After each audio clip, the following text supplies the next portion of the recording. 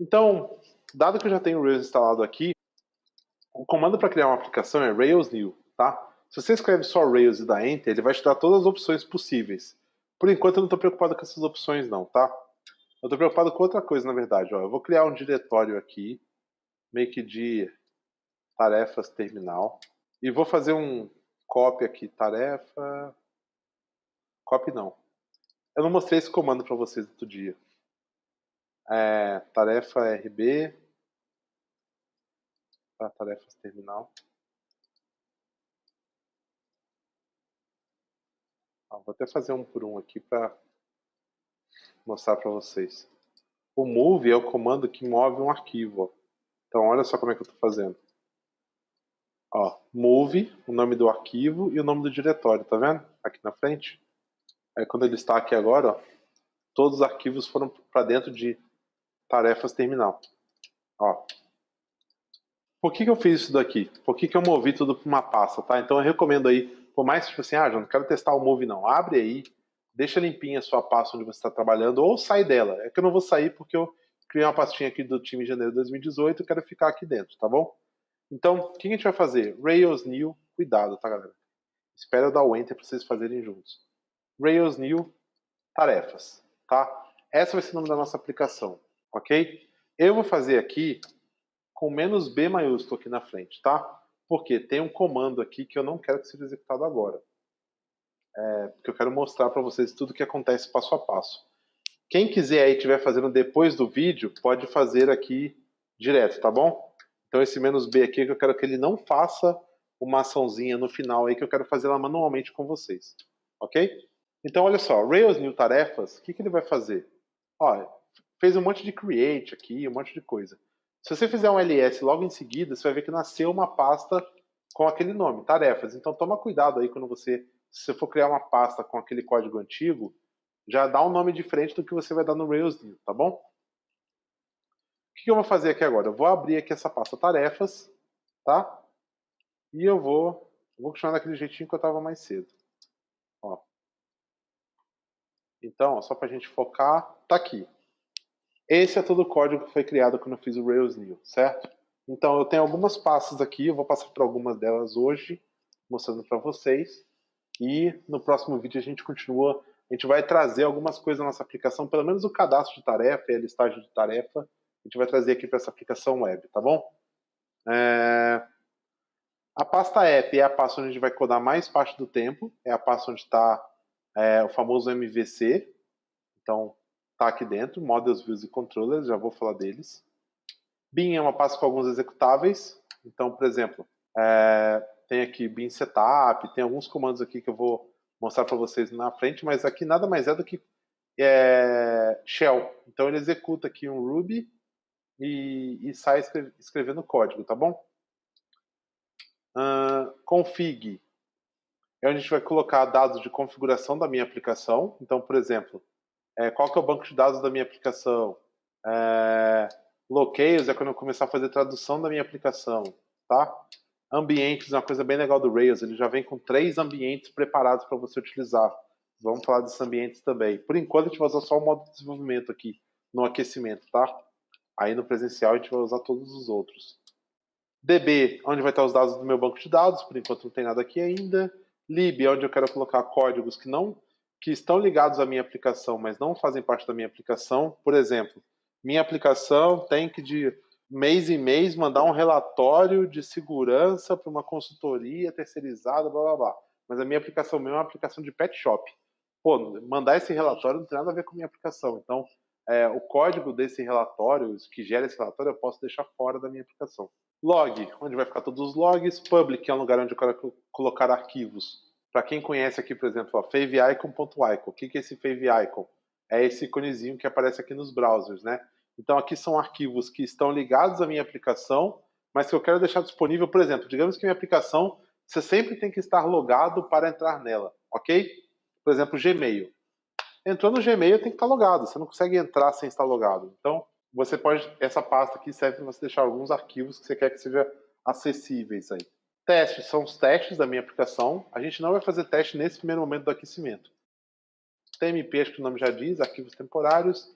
E vendor tem a ver com empacotar. Quando eu vou empacotar minha aplicação e distribuir ela para outras pessoas, vendor é a pasta onde eu faço isso. E aqui tem alguns outros arquivos. O mais importante é esse cara aqui, ó, esse que eu queria abrir. Tá vendo aqui o Gemfile? O que esse cara tem a ver? Olha o nome dele, Gemfile. Eu acabei de falar para você que gems são a forma que a gente tem no Ruby para distribuir código para outras pessoas, certo? E file é arquivo, né? Então, olha só, o Rails ele suporta vários tipos de bancos de dados. Por exemplo, você pode fazer uma aplicação com MySQL, com SQL Server, com Postgres. Você pode fazer uma aplicação que usa JavaScript, uma que não usa JavaScript.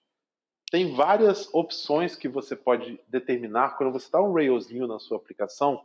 Todo aquele código que quando você lembra que eu digitei Rails, dei Enter, apareceu um monte de coisa na tela.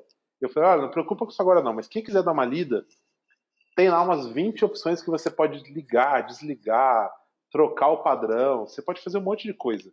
Imagina se ele tivesse que instalar na sua máquina, quando você faz o gen install Rails, todas as opções possíveis. Por exemplo, instalar, digamos que ele fala com 10 bancos de dados diferentes, tá? Oracle, os bancos pesadões, assim, e uns bancos mais leves também, tipo o SQLite que a gente vai usar aqui. Imagina que ele tivesse que instalar na sua máquina todas as dependências para todos os bancos de dados que ele suporta, sendo que você talvez nunca vai utilizar o Oracle.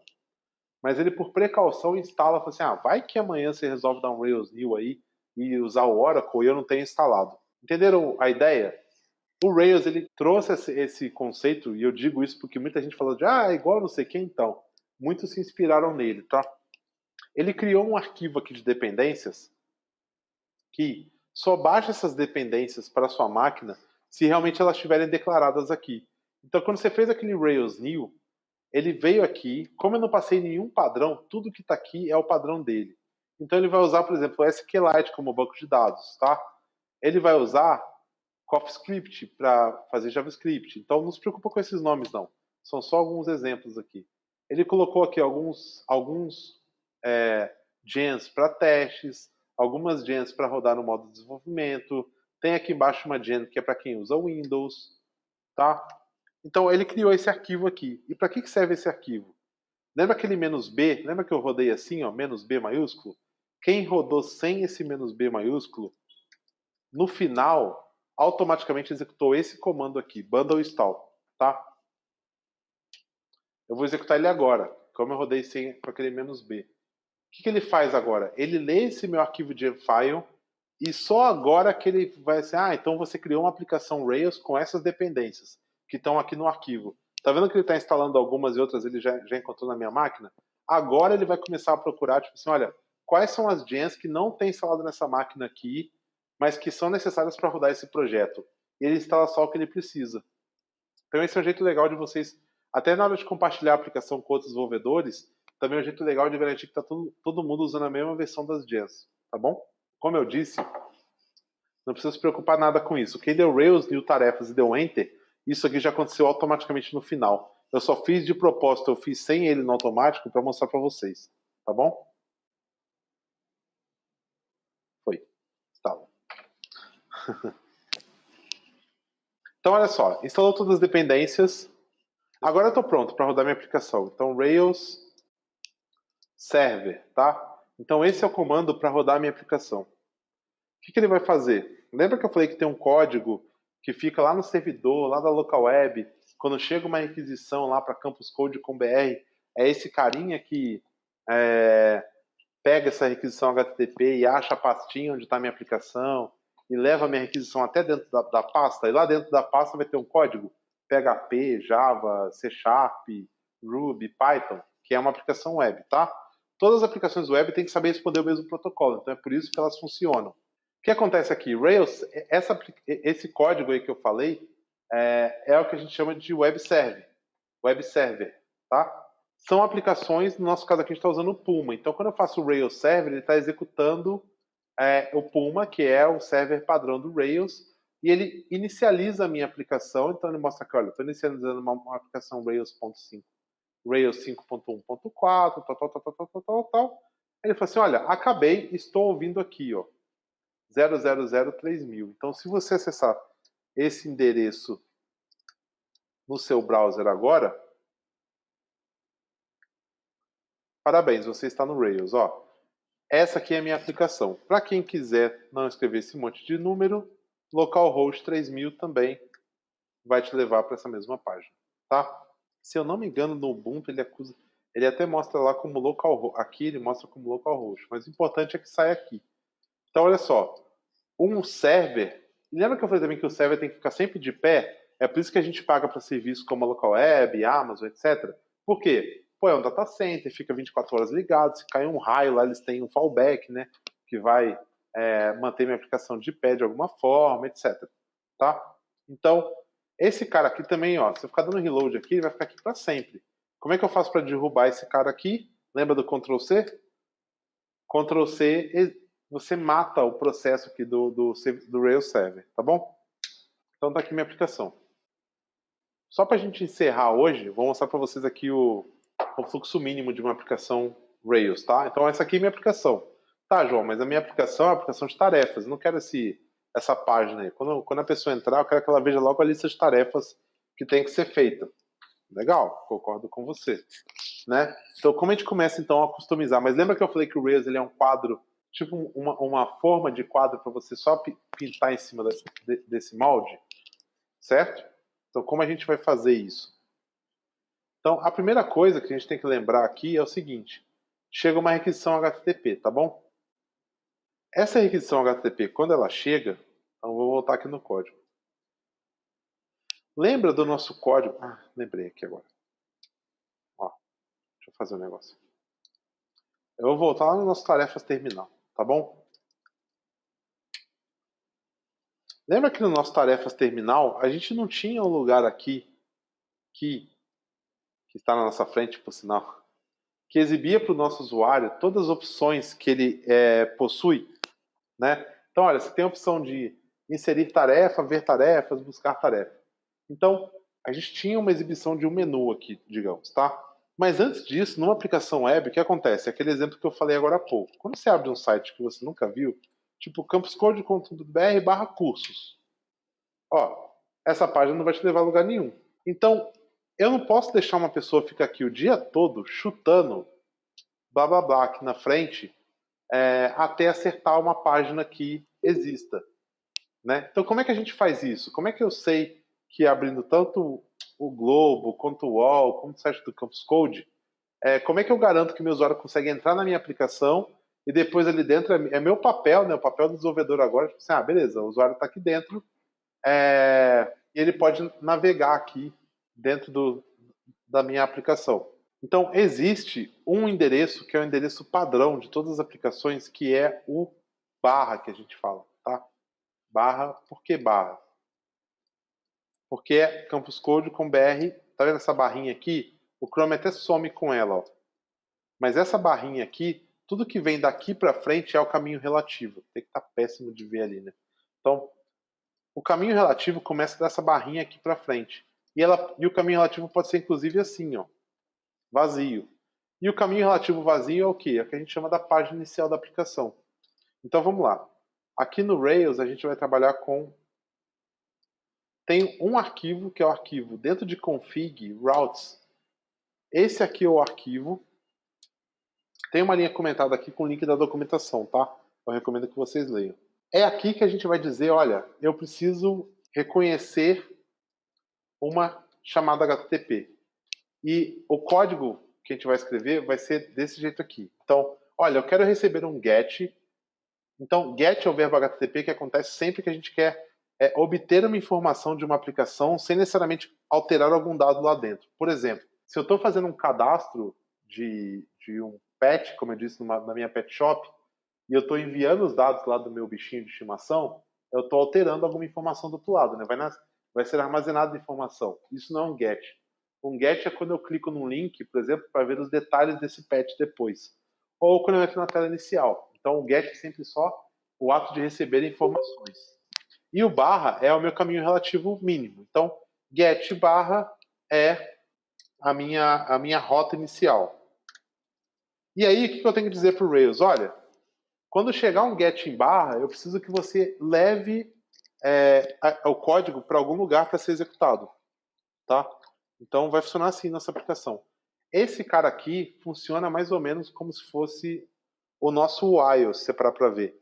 É como se fosse o nosso if. Então, a gente vai escrever aqui todas as rotas que a gente entende. E para cada uma delas eu vou dizer, olha, quando ela for acionada, você vai executar esse pedacinho de código.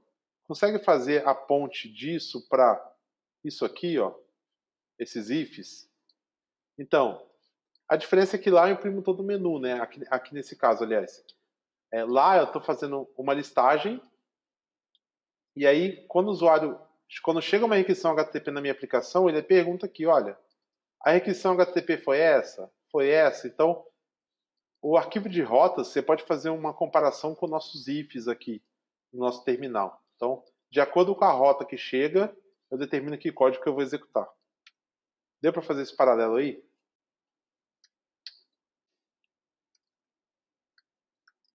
Não precisamos nos preocupar agora com isso daqui, mas vamos usar esse nome de todo mundo para ficar igual. Home index, tá? Então, um get barra vai me levar para home index, tá bom? Fiz esse código aqui, a minha aplicação está rodando aqui embaixo. Agora, isso aqui vai ser importante, tá, pessoal? Minha aplicação está rodando, ó. Tá? Vou vir aqui e vou dar um reload. Então, olha só. Aquela página que estava aparecendo ali antes era uma página do próprio Rails. Por que ele estava exibindo ela? Porque eu não tinha declarado no meu código ainda nenhuma rota. Então, esse arquivo aqui, o config routes, o Rails chama de rota esse mapeamento de uma requisição HTTP. Repara que aqui é o URL. Lembra que eu falei que a gente ia jogar o URL fora? Para a aplicação Rails, não importa. Se a requisição HTTP chegou aqui, quer dizer que ela chegou pelo domínio certo, tá? Para mim, só vai importar o verbo e o caminho relativo. E o que eu tenho que dizer para o Rails? Olha, quando chegar essa requisição aqui, aceita, porque essa requisição ela é válida, e me leva para esse código aqui, home index. Só para dar um exemplo para vocês, ó, vou escrever aqui assim, barra banana. Olha só o erro que ele me dá. Olha, não tem nenhuma rota que bate com um get em barra banana. Se eu vir aqui, ó, vou copiar essa mesma linha aqui e vou escrever. Digamos que agora eu quero suportar esse código, essa requisição, get barra banana. Dá um reload para você ver, o erro muda, olha. Eu sei, eu entendo essa rota, só que não existe ainda o home controller, que eu vou falar agora. Entenderam aí, pessoal? E sempre que dá um erro de rota, ele mostra para você aqui embaixo todas as rotas disponíveis. Depois eu vou falar um pouco mais disso, tá bom? Deu para entender então a ideia de rota no Rails? A gente vai criar rotas para o quê? Para nossa aplicação oferecer ali endereços para o nosso usuário. A rota mínima que toda aplicação tem que ter é esse carinha aqui, get barra, tá? Porque o meu usuário não sabe que vai ter barra banana, barra inscrições, barra curso, barra produtos, barra categorias. Isso aí vai ser coisa sua. Mas o barra, ele digitar lá só, tipo, lojinha do francisco.com.br, pum, tem que abrir. Depois que você vai fazer com ele lá dentro, que conteúdo você vai exibir, para onde você vai redirecionar ele, é outra história, ok? Olha só o erro que ele está dando. Vamos ver se esse erro aqui se ele é claro para a gente. Então, sempre que chega uma requisição, a gente vai agrupar as requisições HTTP na nossa aplicação por contexto, tá? Então, a nossa tela inicial vai ter uma classe que vai se chamar Home Controller, onde vai estar todo o código relacionado à minha home, entendeu? Então, a gente vai criar uma classe para ter todo o contexto de ações da minha home, ok? Fazendo um comparativo de novo com o nosso terminal, que eu acho importante a gente fazer esse comparativo aqui agora, imagina que você tivesse pego todo esse código aqui, ó, de dentro dos ifs, transformado em métodos, que é um exercício até legal. Isso aqui é o método inserir tarefa. Esse aqui é o método já tem, ó, imprime tarefas. Esse aqui é o método busca tarefa. Imagina se tivesse pego todo esse código aqui, tá? Não estou falando o código da classe, estou falando esse código tipo imprimir, fazer o gets, fazer o loop, etc. E você tivesse criado um outro arquivo que chamasse, entendeu? Métodos tarefa. Separou todos os métodos num arquivo separado. Imagina esse cara agora, tá? Como primeira explicação, imagina que esse cara é o controller. Então no Rails ele tem aqui uma pasta que se chama, dentro de app tem uma pastinha que chama controllers. E aqui dentro você vai criar esse arquivo, ó, home underline controller. Por quê?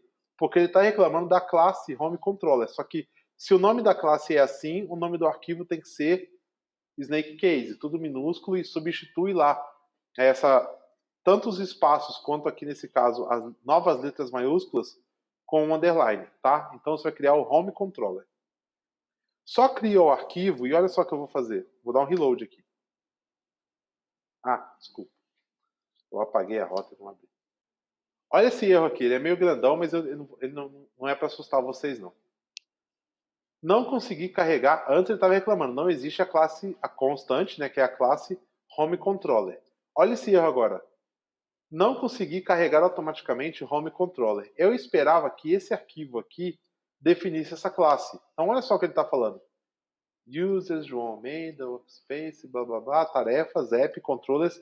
Ele chegou no arquivo que eu criei.